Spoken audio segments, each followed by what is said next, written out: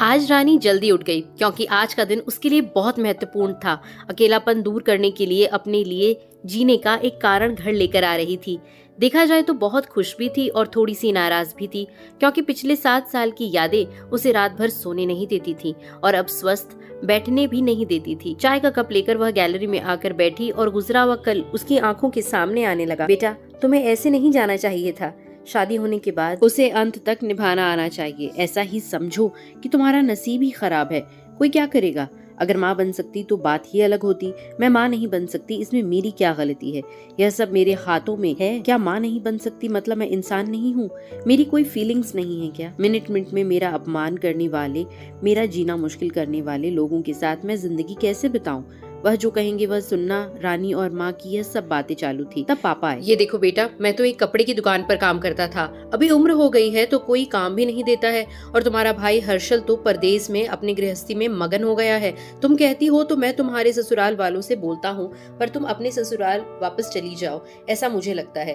नहीं पापा, कुछ भी हो जाए मैं उस घर में वापस नहीं जाऊंगी। वहाँ पर मुझे घुटन सी होती है। वहाँ मिलने वाला अपमान, बेइज्जती से मैं थक चुकी हूँ। शादी के पहले मैं मेरे पैरों पर खड़ा रहना चाहती थी, पर मेरा ग्रेजुएशन होते ही आपने मेरी शादी करवा दी। तभी मैंने आपके दबाव में आकर शादी की, पर अभी जब मुझे आपके सहारे की जरूरत है तो आप पीछे हट रहे हो। शादी के बाद लड़की ससुराल में ही शोभा बढ़ाती है। मायके में 4 दिन ही रहना अच्छा लगता है। रानी, लोग क्या बोलेंगे? शादी मतलब कोई खेल नहीं है बेटा। पापा गुस्से में ही बोल रहे थे। उस घर वापस जाना अब मुमकिन नहीं है पापा। मैं आने से पहले ही डिवोर्स पेपर पर सिग्नेचर करके आई थी क्योंकि उन लोगों को सिर्फ मुझसे बच्चा चाहिए था जो मैं उन्हें नहीं दे सकती। अरे इतना बड़ा निर्णय लेने से पहले हमें एक बार पूछना तो चाहिए था ना। जन्मदाता हैं हम तुम्हारे। पापा, शादी होने के बाद मैं आपको बताती थी और माँ को भी कि कैसे छल होता है मेरे साथ वहाँ पर। 2 साल में कभी मुझे मेरे मन मुताबिक रहने नहीं दिया।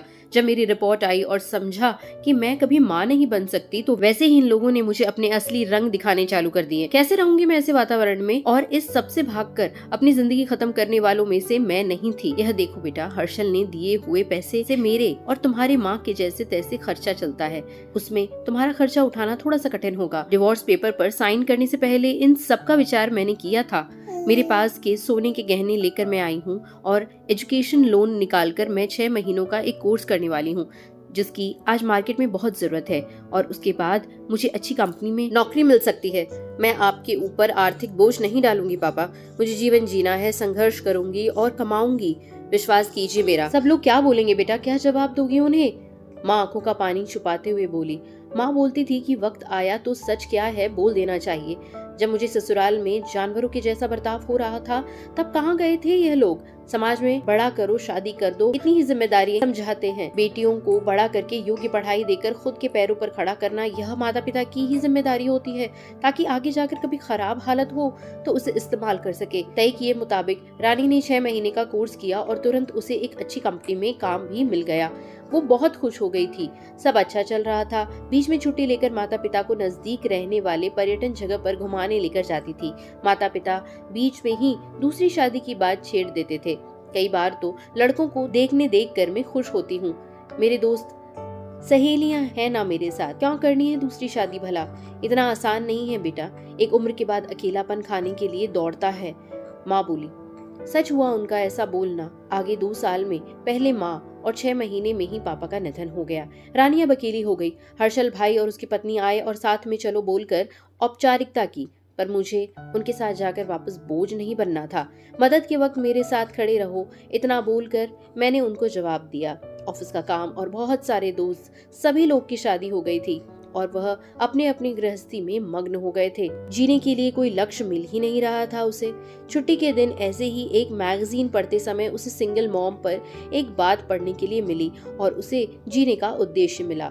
उसने उसी दिन तय किया और एक 10 साल की लड़की को गोद लेने का प्रयास चालू किया। प्रक्रिया बहुत बड़ी थी, पर बोलते हैं ना, मन में इच्छा हो तो रास्ता मिल जाता है। वैसे ही यह प्रक्रिया पूरी हो गई और आज वही दिन था कि वह उस लड़की को लेने के लिए अनाथ आश्रम जाने वाली थी। उस लड़की को घर लाकर वह माँ नहीं बन सकती, इस सोच पर और उस पर होने वाली सभी आरोपों को मिटा देना चाहती थी। तभी उसने निश्चय किया कि लड़की को बहुत पढ़ाऊंगी, खुद के पैरों पर खड़ा करूंगी और फिर शादी करवाऊंगी। तो दोस्तों, डाइवोर्स लेना कोई अंत नहीं होता जीवन का। इसके आगे भी एक बहुत बड़ा जीवन है। ये कहानी समाज के उन्हीं कुप्रथाओं का एक उदाहरण देती है। बच्चे होना एक बहुत सौभाग्य की बात है, लेकिन अगर ना हो तो उस लांछन को औरत जिंदगी भर नहीं सहती। जिस तरह ये कहानी हमें आगे बढ़ने की प्रेरणा देती है, उसी तरह जिंदगी भी हमें आगे बढ़ने की प्रेरणा देती है। आपको कैसी लगी ये कहानी कमेंट सेक्शन में जरूर बताइएगा। ऐसी खूबसूरत कहानियों के लिए लाइक, शेयर और सब्सक्राइब जरूर करें। Thank you for listening.